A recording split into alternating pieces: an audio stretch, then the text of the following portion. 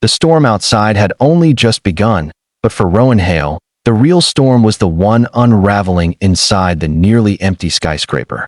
As he pushed his janitor's cart across the polished marble floor of the top level, he froze. The office lights were dim, the air unusually still, and from behind the half-closed glass door of the CEO's suite came the unmistakable sound of a muffled sob. He wasn't supposed to be up there yet. He wasn't supposed to hear anything. But something, call it instinct, call it fate, pulled him closer. And when he quietly nudged the door open another inch, he saw her, Celeste Varden, the untouchable CEO of Aurelia Corp., slumped over her desk, her perfectly controlled world shattered in the shape of trembling shoulders and silent tears. Then, as if sensing him, she looked up, red-rimmed eyes meeting his, and whispered the last thing he expected. "Will you be my date tonight?" Before the story unfolds, if you believe in kindness, second chances, and the power of unexpected connections, please like, comment, share, and subscribe to Bright Hearts. Your support helps us bring more uplifting stories to life. Rowan froze, stunned, unsure whether she was actually speaking to him or to the lonely room echoing her pain. His instinct was to apologize and back out, to pretend he saw nothing, heard nothing, and was no one. Because that was what people expected of him. Just the janitor. Just the guy who patched together night shifts and early mornings to keep a roof over his young son's head. But the way she looked at him, pleading, lost, felt like a hand reaching out from a cliff's edge. He couldn't walk away from that. Not when he'd known too well what drowning alone felt like.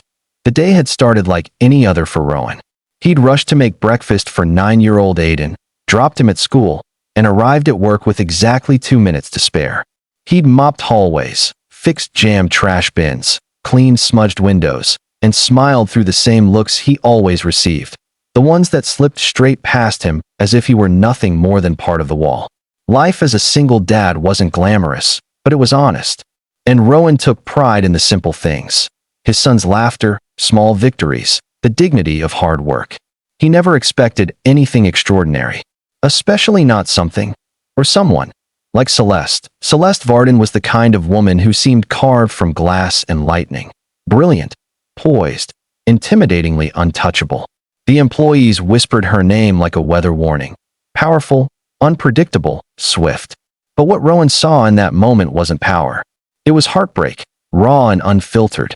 She wiped at her cheeks quickly, as if ashamed to have been caught.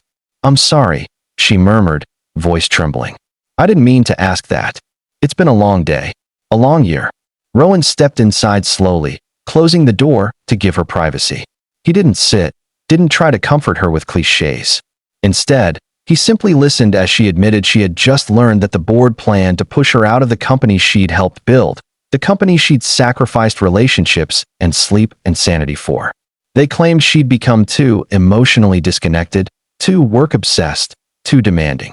They didn't see what she carried, the grief for her late mother, the years of pressure as a young woman in a world that demanded perfection, the weight of never being enough for anyone. The night wasn't romantic. Not yet. It was two broken hearts recognizing something familiar in each other. Rowan told her about Aiden, about losing his wife to illness years before, about rebuilding his life from scratch with nothing but hope and exhaustion. Celeste listened quietly, tears drying, shoulders slowly uncoiling. For the first time in years, someone was speaking to her.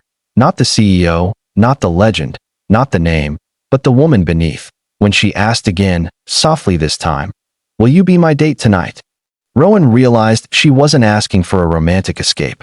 She was asking for companionship, for a chance to breathe, for a moment where she could be human. He nodded. They ended up leaving the building together, not in her sleek black car, but in Rowan's aging sedan with the squeaky back door.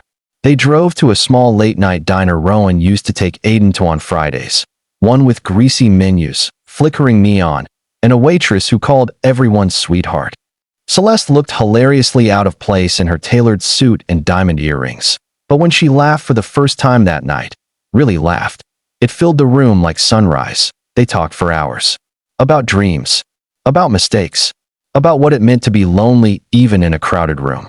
Rowan watched her shed layers of armor with each passing minute, revealing someone warm, curious, fragile, and strong in ways she didn't even realize. She listened to him with an intensity that made him feel seen, not as a janitor, but as a man with worth, with hopes, with stories that mattered. By the time they left the diner, the rain had stopped, and the world felt strangely softer. Over the next few weeks, everything changed in slow, steady, breathtaking ways. Celeste started visiting the maintenance floors, pretending to check in on operations, but always managing to run into Rowan. They shared coffee in quiet corners, swapped jokes in passing, and found excuses to talk even when they didn't need to. Rowan tried to keep his distance. After all, what could a janitor offer someone like her? But Celeste kept showing up, and every time she smiled at him, something in his chest shifted, warmed, dared. Aiden adored her too. They met accidentally when Celeste brought Rowan a sandwich on his break, and Aiden had joined his dad at work after school. She treated Aiden with kindness, kneeling to his level, asking him about his drawings and games. She didn't talk down to him, she talked with him. Aiden later whispered, "Dad, she seems like someone who needs a family." And Rowan's heart nearly cracked open. But life is never that simple. Rumors spread. Some employees sneered. Others whispered that Rowan was manipulating her. The board threatened Celeste, insisting she cut ties with him if she wanted any chance of retaining her position. She faced impossible choices: her reputation, her career, her entire future, or the first genuine happiness she'd felt in years. Rowan, fearing he was ruining her life, tried to step back. He avoided her for days. He returned to long, empty nights and quiet heartbreak, convinced that someone like him didn't belong in Celeste's world. But Celeste refused to let fear make choices for her. One night, she found him again, this time in the supply room, fixing a broken vacuum, pretending he didn't hear her approach. She walked straight toward him, voice steady even though her eyes shimmered. She told him the truth.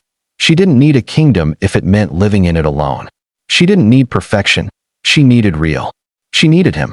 And all Rowan could do was stand there, stunned, tears threatening to spill, as she reminded him that even CEOs have hearts that yearn for home. Their relationship didn't magically dissolve the obstacles. Life stayed complicated.